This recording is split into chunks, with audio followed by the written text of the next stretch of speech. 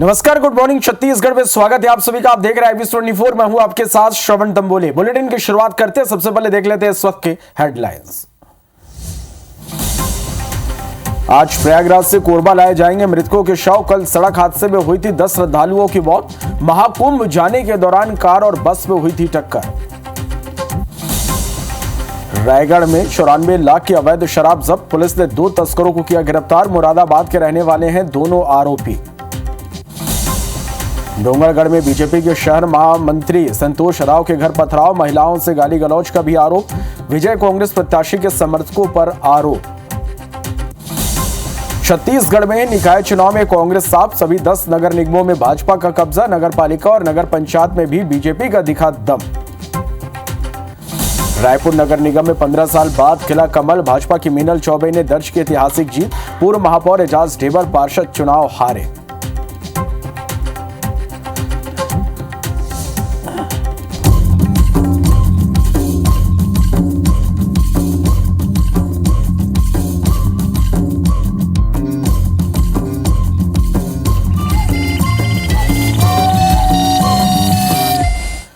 Bulletin की शुरुआत करेंगे एक बड़ी खबर के साथ। कोरबा से बड़ी खबर। आज लाए जाएंगे मृतकों के शव। प्रयागराज महाकुंभ जाने के दौरान एक भीषण सड़क हादसा हुआ। बस से टकराकर बोलेरो सवार 10 लोगों की मौत हो गई। कोरबा के कलमी डुग्गू के रहने वाले हैं मृतक। कलमी डुग्गू में शोक की लहर है। पेटी ठेकेदार का काम करते थे। तो बड़ी खबर आप तक हम पहुंचा रहे कोरबा से, जहां आज मृतकों के शव लाए जाएंगे। प्रयागराज महाकुंभ जाने के दौरान एक भीषण हादसा हुआ था। बस से टकराकर बोलेरो सवार 10 लोगों की कल मौत हो गई थी और ये सभी मृतक कोरबा के कलमी डुग्गू के रहने वाले। कलमी डुग्गू में शोक की लहर है। पेटी ठेकेदार का काम करते थे। तो कल प्रयागराज जाने के दौरान ये भीषण सड़क हादसा हुआ था। महाकुंभ जाने के दौरान बोलेरो और बस की टक्कर हो गई, जिसमें 10 लोगों की मौत हो गई। सभी जो मृतक हैं वो छत्तीसगढ़ के कोरबा के रहने वाले हैं और आज सभी मृतकों के शव कोरबा लाए जाएंगे।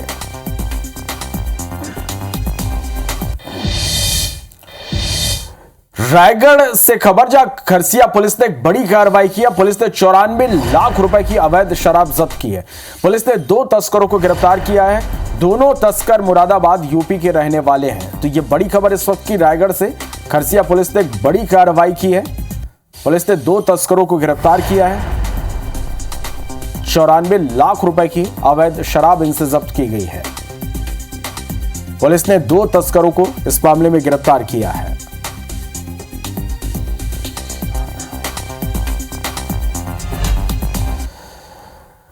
खबर डोंगरगढ़ से, जहां बीजेपी के शहर महामंत्री संतोष राव के घर पथराव हुआ है। घर में महिलाओं के साथ गाली गलौज का भी आरोप है। वार्ड क्रमांक 22 से विजय कांग्रेस के प्रत्याशी के समर्थकों पर पथराव का आरोप है।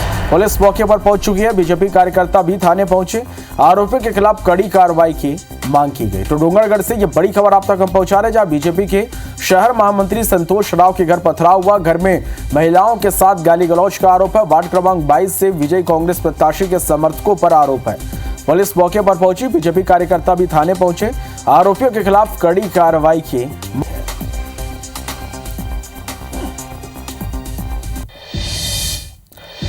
भारतीय जनता पार्टी ने छत्तीसगढ़ के नगरीय निकायों में कांग्रेस का सुपड़ा साफ कर दिया है। भाजपा ने सभी 10 नगर निगमों के महापौर पद पर कब्जा जमा लिया। साथ ही 49 नगर पालिकाओं में से 35 पर नगर पालिकाओं के अध्यक्ष पद पर भाजपा ने जीत हासिल की है। वहीं 114 नगर पंचायतों में से 81 वार्डों पर भाजपा की एकतरफा जीत हुई। इस रिपोर्ट को आप देखिए।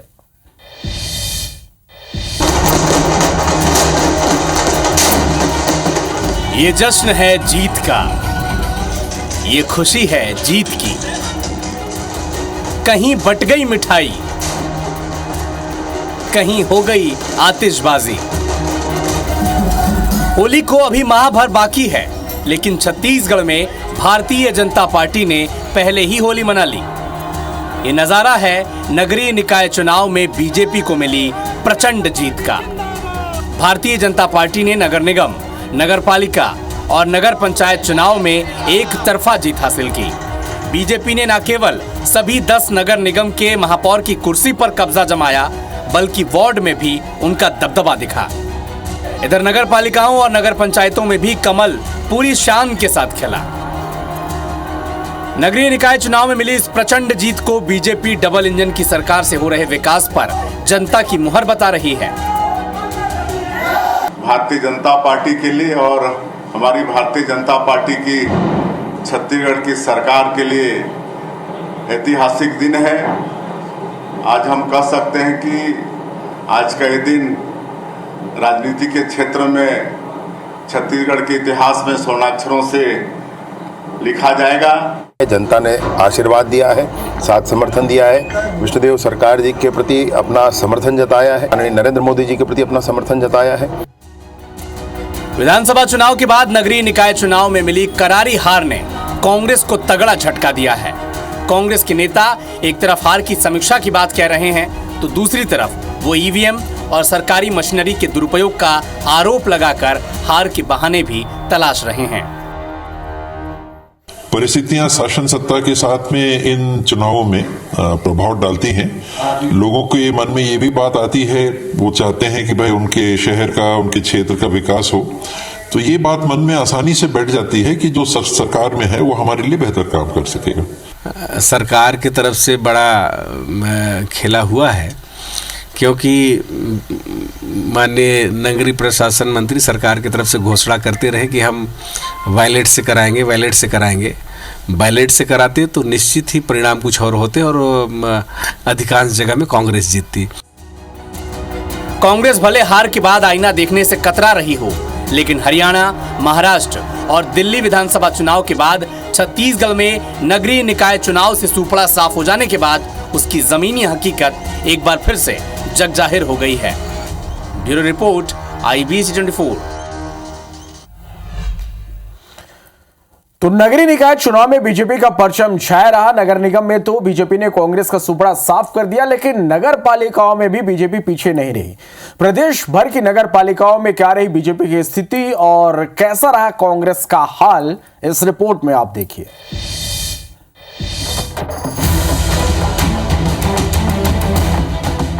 जीत का जश्न मनाते ये बीजेपी कार्यकर्ता निकाय चुनाव में बीजेपी को मिली बम्पर जीत से उत्साहित हैं।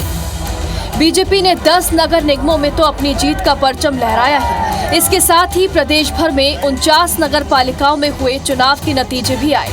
इसमें भी बीजेपी कांग्रेस से बहुत आगे निकल गई। प्रदेश भर की 49 नगर पालिकाओं में चुनाव हुआ। इसमें बीजेपी ने 35 नगर पालिकाओं में अध्यक्ष पद पर कब्जा जमाया। वहीं अध्यक्ष पद जीतने के मामले में कांग्रेस पार्टी दहाई का आंकड़ा भी नहीं छू पाई। वहीं प्रदेश में निकाय चुनाव में पहली बार आम आदमी पार्टी ने भी खाता खोला। बोदरी नगर पालिका में आप प्रत्याशी नीलम विजय ने जीत दर्ज की और अध्यक्ष भी बनी। नगरीय निकायों में बम्पर जीत के बाद मुख्यमंत्री विष्णुदेव साय ने इसे 14 महीने के अपने विकास कार्यों और बीजेपी पर जनता का विश्वास बताया है। सभी में हम लोग जीत रहे हैं, 10 के 10 में जीत रहे हैं। नगर निगम में पूरा तरह से कांग्रेस पूरी तरह से क्लीन स्वीप हो गई है। उसी तरह से 49 नगर पालिका में चुनाव हुए, जिसमें से अभी तक जो परिणाम घोषित हुए हैं उसके अनुसार 33 में भारतीय जनता पार्टी जीत चुकी है।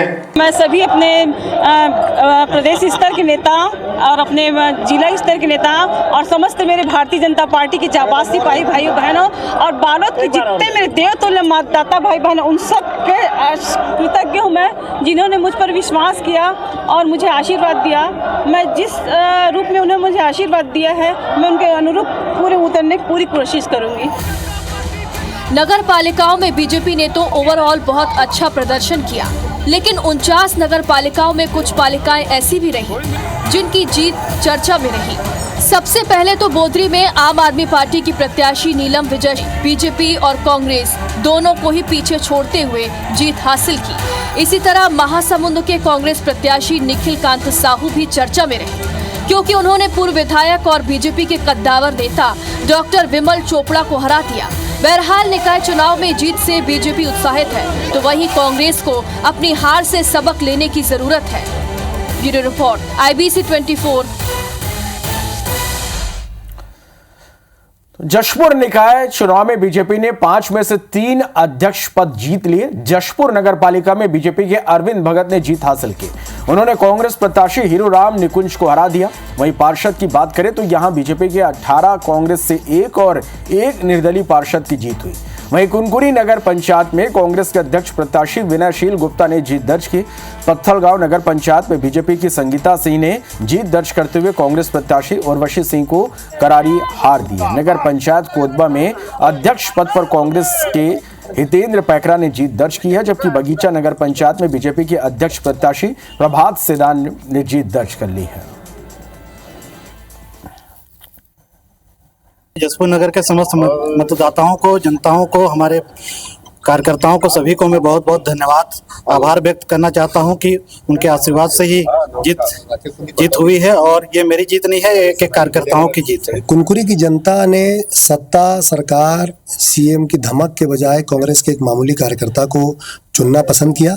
उसका कारण है कि वो चाहते थे कि उनको सुनने वाला, उनकी परेशानी को सुनने वाला, जानने वाला कोई व्यक्ति हो जो उनके लिए खड़ा रहे, जो उनके लिए लड़ाई लड़े। ये भारतीय जनता पार्टी 5 नगर पंचायत नगर पालिका मिला करके है, जिसमें से भारतीय जनता पार्टी का 3 सीट जीता है। ये जीत जो है भारतीय जनता पार्टी के है सैकड़ों कार्यकर्ताओं की जीत है। ये जिला नेतृत्व की जीत है। ये विष्णु देसाई जी सरकार की जीत है।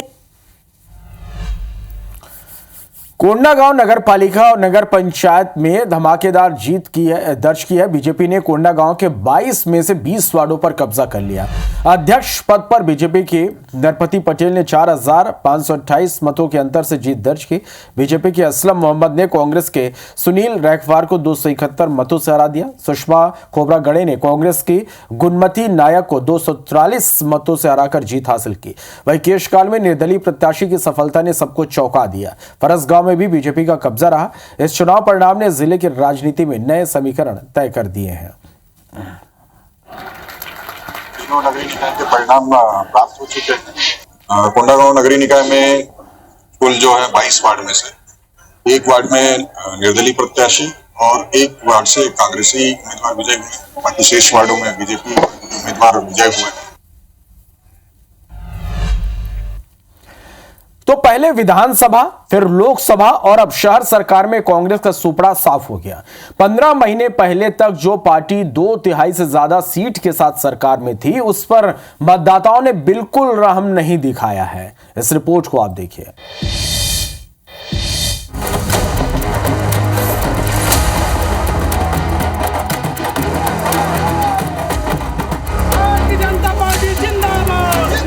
देश की सबसे पुरानी पार्टी कांग्रेस छत्तीसगढ़ में संसद से लेकर सड़क तक हर जगह से सत्ता से बाहर हो चुकी है। पिछले 1.5 साल में राज्य में 3 बड़ी हार देख चुकी कांग्रेस के लिए ये सबसे बुरे दौर में से एक है। लेकिन इतनी जल्दी इस कदर जनता का मोह भंग होने के पीछे कोई एक वजह तो नहीं हो सकती। शहर सरकार से कांग्रेस की विदाई के पीछे की वजह पर भी नजर डाल लेते हैं। निगमों में बदहाल व्यवस्था, पेयजल और सफाई व्यवस्था में फिसड्डी होना, निगम और नगर पालिका में किए वादे पूरे नहीं करना, पिछले जनप्रतिनिधियों के खिलाफ आक्रोश, पिछले जनप्रतिनिधियों पर भ्रष्टाचार के आरोप, कांग्रेसी में आपसी गुटबाजी और कलह को प्रमुख वजह माना जा सकता है। राजधानी रायपुर में 15 साल का कांग्रेस का किला ढह गया। खुद मेयर रहे एजाज ढेबर पार्षदी का चुनाव तक हार गए। हालांकि इस बड़ी हार के लिए अब नेता अपनी अपनी वजह गिनाएंगे। समीक्षा की बातें भी होने लगी हैं। देखिए, हमारी पार्टी में इस पर चर्चा करेंगे और निश्चित रूप से हार जो हुई है उसके लिए हम सब लोग जिम्मेदार हैं कि हम लोग बेहतर काम नहीं कर पाए और आने वाले समय में इस पर चर्चा करेंगे। जाहिर है कि ये सेटबैक बहुत बड़ा है। चुनाव में गए सभी 10 के 10 बड़े निगमों से कांग्रेस की विदाई हो गई। नगर पालिका और नगर पंचायत में भी 1/3 सीट तक नहीं आई और ऐसे में बीजेपी को तंज कसने का बड़ा मौका मिला है। जिस तरह से पिछले नगरीय निकाय के चुनाव में कांग्रेस पार्टी में लोकतंत्र की हत्या की थी, मेयर का चुनाव, अध्यक्ष का चुनाव डायरेक्ट पब्लिक से नहीं करा के इनडायरेक्ट रूप से करा के हर नगरीय क्षेत्र में वो काबिज थे, लेकिन 5 सालों में उन्होंने सिर्फ और सिर्फ जनता के साथ धोखा देने का काम किया। चुनावी नतीजे जमीनी स्तर पर पार्टी की कमजोरी को साफ दिखा रहे हैं। वहीं अगली चुनौती सामने है। पंचायत चुनाव में गांव-गांव में कार्यकर्ताओं को इसका मैसेज जाएगा। इस प्रदर्शन के बाद जाहिर है कि कांग्रेस बैकफुट पर होगी। IBC 24 bureau report.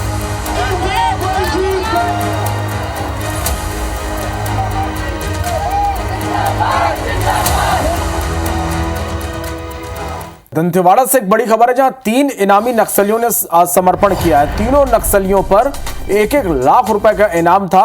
SZC Chaitu के गार्ड ने थे। सरेंडर करने वाले नक्सली लंबे समय से ये अरनपुर इलाके में सक्रिय थे। SP गौरव राय के समक्ष इन्हें नक्सलियों ने सरेंडर किया है। तो बड़ी खबर दंतेवाड़ा से, जहां 3 इनामी नक्सलियों ने समर्पण किया है। तीनों नक्सलियों पर 1-1 लाख रुपए का इनाम था। SZC चैतू गार्ड के सरेंडर करने वाले ये नक्सली थे और लंबे समय से अरनपुर इलाके में सक्रिय थे। SP गौरव राय के समक्ष इन्होंने सरेंडर किया है।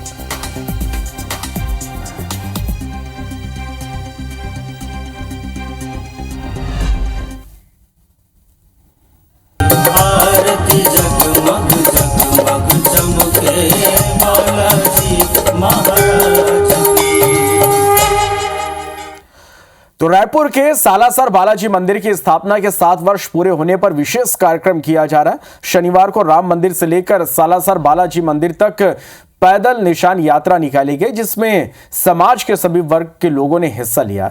इस महोत्सव को लेकर सालासर बालाजी धाम में जमकर तैयारी की गई। मंदिर परिसर में भव्य लाइटिंग की गई। जयपुर की तर्ज पर बना सालासर बालाजी का मंदिर मध्य भारत का पहला मान्यता वाला मंदिर है। पूरे छत्तीसगढ़ में मंदिर की मान्यता है और इस महोत्सव में काफी संख्या में श्रद्धालु पहुंचेंगे। मंदिर परिसर में विशाल पंडाल बनाया जा रहा है, जहां पर भजन संध्या और महाप्रसादी का आयोजन किया जाएगा। इसके अलावा पूरे मंदिर परिसर में फूलों की विशेष सजावट के लिए कोलकाता से स्पेशल कारीगरों को बुलाया गया है।